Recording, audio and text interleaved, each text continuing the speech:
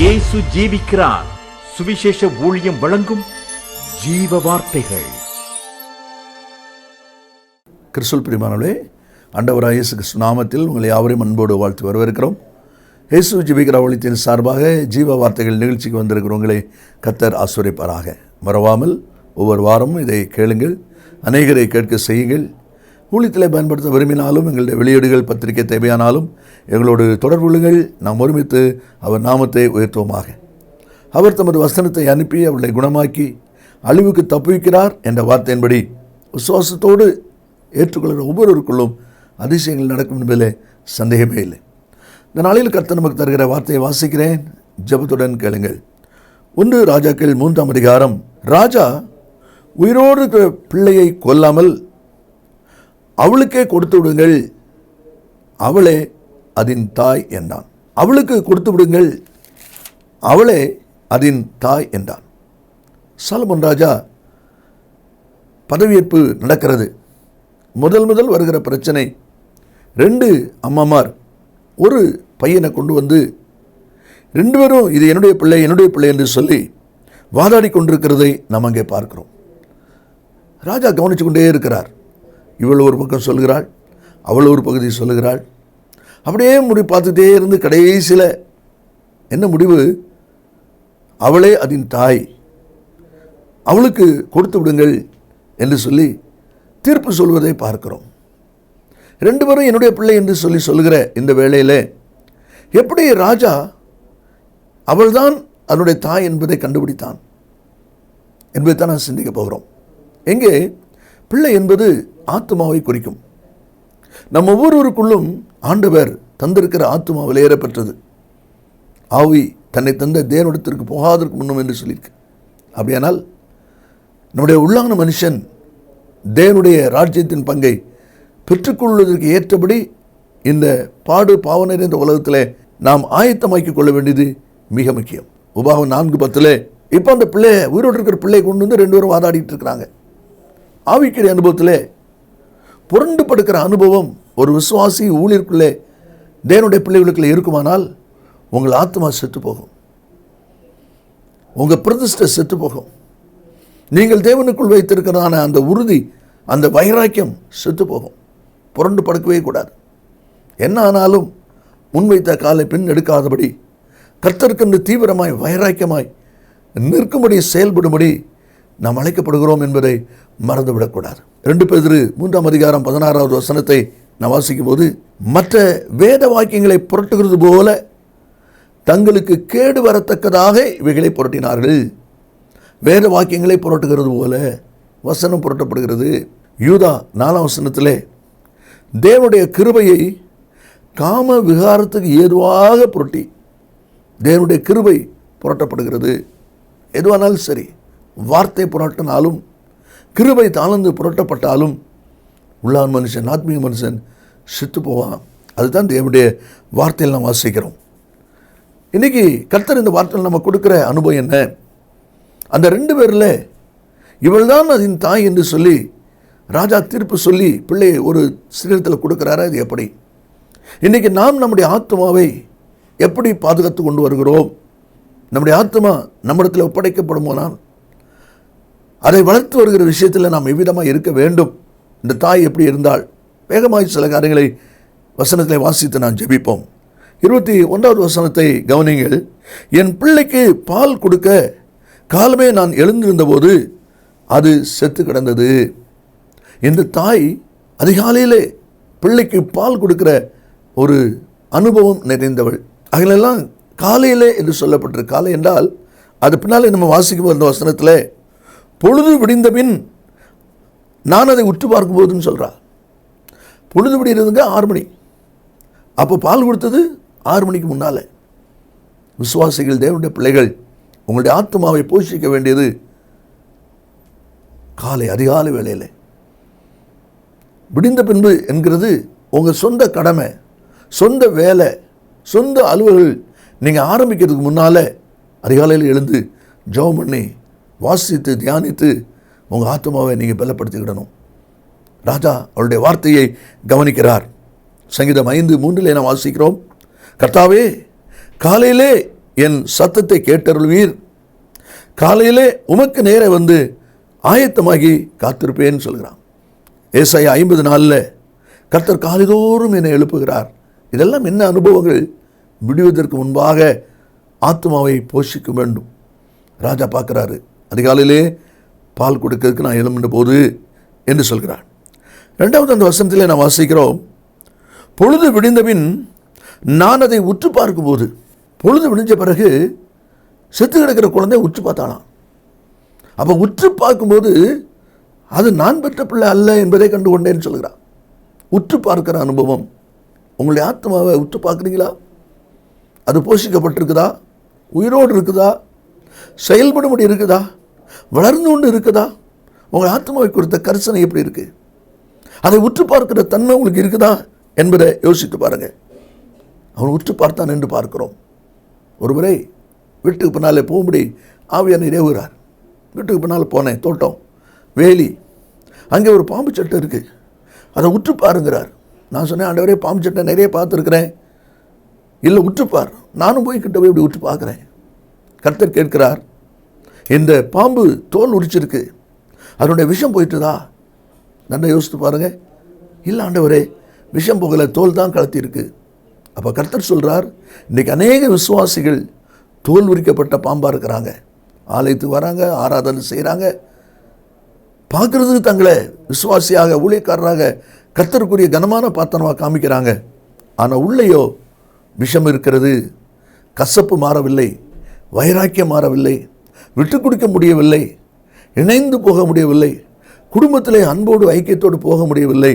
வெளிப்பிரகாரமாக மற்றொரு முன்பாக தன்னை உன்னதமான விசுவாசியாக காண்பித்து கொண்டிருக்கிறாங்க. தோல் உரிக்கப்பட்ட பாம்பு. இந்த வார்த்தையில் இருக்கிற அன்பு நேச பிள்ளைகளே, நீங்கள் யாரும் தோல் உரிக்கப்பட்ட ஒரு பாம்பாக இருக்க வேண்டாம், இருக்க வேண்டாம். இன்றைக்கு உங்களுடைய அனுபவம் எவ்விதமாக இருக்குது கொஞ்சம் உற்று பாருங்கள். அவள் உற்று பார்க்கிறாள் என்று பார்க்கிறோம். யாத்திராமம் 3:2 மோசே முட்செடியை உற்று பார்த்தான். அவன் கிட்ட வந்து பார்க்கிறத கற்றுக்கொண்டு அவனோடு பேசினார். தூரத்துலேருந்து அவன் பாட்டு போயிருந்தானா காரியம் மாறுதலாம் முடிஞ்சிருக்கும். கிட்ட வந்து அவன் உற்று பார்க்குறான். அப்போஸ்தலர் 13:9-10 பவுல் மாயவித்தக்காரனை உற்று பார்த்தான். அவனுக்குள்ள இருக்கிற அசுத்தாவுடைய கிரிகளை உற்று பார்க்கிறான். நாம் எவ்விதமாய் நம்முடைய ஆத்மாவை பாதுகாத்து கொண்டு வருகிறோம். மூன்றாவதாக அதே 21ஆம் வசனத்திலே அவள் சொல்கிறாள், பொழுது விடிந்த பின் நான் அதை உற்று பார்க்கும்போது அது நான் பெற்ற பிள்ளை அல்ல என்று கண்டுகொண்டேன். உற்று பார்த்த பிறகுதான் தெரியுது அது நான் பெற்ற பிள்ளை அல்ல. அப்படியானால் தான் பெற்ற பிள்ளை உயிரோடு அவள் அருகிலே இருக்கு. ஆனால் செத்து போன அவ பிள்ளை தான் இப்போ என்னிடத்தில் கடத்தப்பட்டிருக்குது என்பதை உற்று பார்த்ததுனாலே அவள் கண்டு கொண்டாள் என்று பார்க்கிறோம். அது நான் பெற்ற பிள்ளை அல்ல என்று சொல்லி அவள் சொல்வதை நாம் அதில் பார்க்கிறோம். இந்த வார்த்தையில் கேட்கிற அன்பு நேச பிள்ளைகளே, நாமும் நம்மை குறித்து, ஆத்மாவை குறித்து கரிசனையோடு கவனத்தோடு செயல்படும்போது நம்முடைய ஆத்மாவின் வளர்ச்சியை, ஆத்மாவின் பெருக்கத்தை, ஆத்மாவின் உயர்வை மிக கவனமாய் நாம் கவனிக்க வேண்டும் என்று ஆவியானவர் எதிர்பார்க்கிறார். கேள்விகள் பல விதங்களிலே கேட்கப்படுகிறது. ஆதியாகமம் 27:22 நாம் வாசிக்கும் போது ஈசாக்கு யாக்கோபை தடவி பார்த்து என்று போட்டிருக்கு. கையை தடவி பார்க்கிறான். சத்தம் யாக்கோபின் சத்தம், கைகளோ ஏசாவின் கைகள். தடவி பார்க்கிறான். உங்களுடைய ஆத்தும உள்ளான மனுஷன் அவன் எப்படிப்பட்டவன், கிரியை, செயல், அதை தடவி பார்க்கும்போது குறைவு காணப்படக்கூடாது, நிறைவாய் காணப்பட வேண்டும். அதை தான் தேவனுடைய வார்த்தையில் நாம் அதில் வாசிக்கிறோம். யோவான் 13:20 வசனத்தில் நாம் வாசிக்கும் போது குணமாக்கப்பட்ட கண் தெரியாதவனை குறித்து வேதபார பரிசேயர் கேள்வி கேட்குறாங்க. இது உன்னுடைய மகனா? குருடன் நான் பிறந்தவன் இவன் தானா? இப்போ நான் எப்படி அவனுக்கு இப்போ கண் பார்வை தெரிஞ்சது சொல்லு. அந்த பெற்றோர் சொல்கிறாங்க, இவன் எங்கள் குமாரன்தான் என்றும் இவன் குருடனாய் பிறந்தான் என்றும் எங்களுக்கு தெரியும். ஆனால் எப்படி சுகமானான்னு எங்களுக்கு தெரியாது. பிறந்தது குருடன் தெரியும், ஆனால் இப்போ பார்வடைஞ்சிருக்கிறான் என்று சொல்லி அவர்கள் சொல்வதை பார்க்கிறோம்.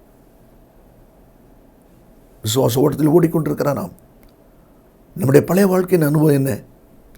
கிறிஸ்துக்குள் ஒருவன் வரும்பொழுது அவன் புது சிருஷ்டியாக இருக்கிறான்னு சொல்லியிருக்குதே. அந்த புது சிருஷ்டியின் அனுபவம் என்ன? நம்ம விதமாய் நம்முடைய விசுவாச ஓட்டத்தில் ஓடிக்கொண்டிருக்கிறோம். ராஜா இதெல்லாவற்றையும் கவனித்து கொண்டே இருக்கிறார். காலையில் எழுந்து பால் கொடுக்கிறது, விடிஞ்சவர் உத்து பார்க்கறது, இது நம்ம பிள்ளை இல்லை, நாம் பெற்ற பிள்ளை இல்லைன்னு சொல்லி அவர் தீர்க்கமாக அதில் தைரியமாக சாட்சி சொல்கிறது ராஜா கவனித்து கொண்டே இருக்கிறார். மாத்திரமல்ல, 26வது வசனத்தை நான் வாசிக்கும் போது அதில் சொல்லப்பட்டிருக்க காரியம் என்ன? ராஜா சொல்லுகிறார், ஒரு பட்டயத்தை கொண்டு வாருங்கள், 2ஆக வெட்டி ஆளுக்கு பாதி கொடுத்துருங்க. உண்மை தாய் சொல்லுகிறாள், உயிரோடு இருக்கிற பிள்ளையின் தாய் தன் பிள்ளைக்காக அவள் குடல் துடித்ததினால் ராஜாவை நோக்கி, ஐயோ என் ஆண்டவனே, உயிரோடு இருக்கிற பிள்ளை கொள்ள வேண்டாம், அதை அவளுக்கே கொடுத்து விடுங்க. ஏன் இந்த தாய் இப்படி சொல்லணும்? இன்னும் என் பிள்ளை எனக்கு வேணும், என் பிள்ளை எனக்கு வேணும்னு சொன்னால் கிடைக்கும், பாதி தான் கிடைக்கும், பிள்ளை செத்து போகும். அப்போ பிள்ளை சாகாமல் இருக்கிறது ஒரே ஒரு வழி தான் இருக்குது. என்ன வழி? நம்மகிட்ட இல்லாட்டாலும் பரவாயில்ல, அவகிட்டையாவது உயிரோடு இருந்துட்டு போட்டோம்.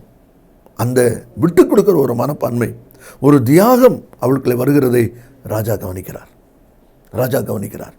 இந்த வார்த்தையில் இருக்கிற அன்பு நேச பிள்ளைகளே, உங்களுடைய ஆத்மாவை நீங்கள் வளர்க்க வேண்டுமானால் விட்டு கொடுக்குற அனுபவத்தோடு தியாக சிந்தையோடு செயல்படாமல் ஆத்மாவை நாம் வளர்க்க முடியாது. மற்ற ஆத்மாக்களை கர்த்தருக்கு நாம் ஆதாயப்படுத்தவும் முடியாது. இந்த விட்டு கொடுக்குற விஷயத்தில் நாம் எவ்விதமாக இருக்கிறோம் என்பதை சற்று யோசித்து பாருங்கள். ராஜா அதில் மிக கவனமாய் கவனித்து கொண்டே இருக்கிறாள். அவளுடைய வார்த்தை குறித்து ஆதியாகமம் 13ஆம் அதிகாரம் 8ஆம் வசனத்தில் ஆபிரகாமுடைய மந்தை மேய்ப்பருக்கும் லோத்துடைய மந்தை மேய்ப்பருக்கு இடையே வாக்குவாதம் வருகிறது. அப்படி வாக்குவாதம் வந்த பொழுது ஆபிரகாம் லோத்தை அழைத்து சொல்கிறார் 8ஆம் வசனத்தில், நாம் சகோதரர், அதனால நமக்குள்ள வாக்குவாதம் வேண்டாம். நீ வலது பக்கம் போனால் நான் இடது பக்கம் போகிறேன், நீ இடது பக்கம் போனால் நான் வலது பக்கம் போகிறேன். நல்மனம் பொருந்துதல், விட்டு கொடுத்தல், தியாகத்தோடு செயல்படுதல். இந்த வார்த்தையில் கேட்கிற அன்பு நேச பிள்ளைகளே, நீங்கள் எவ்விதமாக இருக்கிறீர்கள்? எவ்விதமாக இந்த காரியத்தை செய்கிறீர்கள்? விட்டு கொடுக்கிற ஒரு மனப்பான்மை இல்லாமல், அதை நம்முடைய சிந்தையில் கொள்ளாமல் நாம் நன்மை பெற முடியாது. மரத்தில் இருக்கிறார் சகையு, சீக்கிரமாக இறங்கி வா, நான் உன் வீட்டுக்கு வரணும்னு இயேசு சொல்கிறார். இயேசு எப்படிப்பட்டவனோ பார்க்க ஆசைப்பட்ட சகையு குள்ளனாக இருந்ததுனால கூட்டத்தில் பார்க்க முடியாமல் தான் மேலே ஏறி உட்கார்ந்தான். இப்போ மேலே இருக்கிறதுனால பார்க்குறதுனால சந்தோஷமாக இருக்குது, தான் விரும்புகிறபடி இயேசுவை பார்க்குறான், சந்தோஷம். ஆனால் வீட்டுக்கு வரணுமானா அந்த பார்க்குற சந்தோஷத்தை விட்டால் தான் வீட்டுக்கு வருகிற சந்தோஷம் கிடைக்கும். அதை விட்டு கொடுக்காம தியாகம் பண்ணாமல் கீழே இறங்காமல் வீட்டுக்கு இயேசு வர முடியாது. இதே போல் ஆண்டுடைய ஆசீர்வாதத்தை பெற்றுக்கொள்ள சில தியாகங்களை நீங்கள் பண்ண வேண்டியிருக்கும். அதுக்கு நீங்கள் ஆயத்தமாக இருக்கணும். ராஜா அவளே அதன் தாயின்னு சொல்கிறான். காரணம், அவளுடைய வார்த்தையை கவனிக்கிறான். காலையிலேயே அதுக்கு நான் பால் கொடுக்க எழும்புவேன், விடிஞ்ச உடனே நான் அதை உற்று பார்த்தேன், அது நான் பெற்ற பிள்ளை அல்ல என்பதை கண்டுகொண்டேன், அவளுக்கே கொடுத்துருங்க அந்த தியாகம். இந்த வார்த்தையில் கேட்கிற அன்பு நேச பிள்ளைகளே, இதே சிந்தையோடு இருப்பீர்களானால் உங்கள் ஆத்மா வளர்ச்சி உண்டாகும். ஆண்டவர் எதை இன்றைக்கு எதிர்பார்க்கிறார்? நாம் ஜெபிப்போமா? இயேசு சீக்கிரம் வரப்போகிறார். நல்ல பிதாவே, உண்மை நன்றியோடு துதிக்கிறோம். உடைய வார்த்தை ஆமென்றும் ஆமென்னும் இருப்பதற்காக ஸ்தோத்திரம். இந்த வார்த்தை கேட்கிற ஒவ்வொரு பிள்ளைகளும் தன்னுடைய உள்ளான மனுஷன் ஆத்மா அல்லது புரண்டுபடுத்தினால செத்து போச்சா என்பதை சிந்தித்து ஆதாயப்படுத்திக் கொள்ளுகிறதாரும் இயேசுவின் நாமத்தில் பிதாவே, ஆமேன் ஆமேன். கர்த்தர்களை ஆசீர்வதிப்பாராக. ஆமேன். அருமையானவர்களே, கடந்த நாட்களில் ஒரு புஸ்தகத்தை குறித்து நான் உங்களுக்கு சொன்னேன். 50 செய்திகள் அடங்கிய இந்த புஸ்தகம் உங்கள் ஆவிக்க வாழ்க்கைக்கு மிகவும் பிரயோஜனமாக இருக்கும், ஊழியர்களுக்கு சிறப்பாக பிரயோஜனமாக இருக்கும். நீங்கள் இதை பெற்று பயன்படும்படி உங்களை அன்பாய் கேட்டுக்கொள்கிறேன். மற்ற விவரங்களை என்னிடத்தில் கேட்டுக்கொள்ளுங்கள். கர்த்தர் உங்களை ஆசீர்வதிப்பாராக. மேலும் விவரங்களுக்கும் உங்கள் ஜெப தேவைகளுக்கும் நீங்கள் எங்களோடு தொடர்பு கொள்ள வேண்டிய முகவரி: ஜீசஸ் லிவ்ஸ் காஸ்பல் மினிஸ்ட்ரீஸ், சகோதரர் John M Jeyaraj, 123A Dohnavur road, Mavadi, Nellai மாவட்டம், தென்னிந்தியா 627107. செல்போன் 9443113292.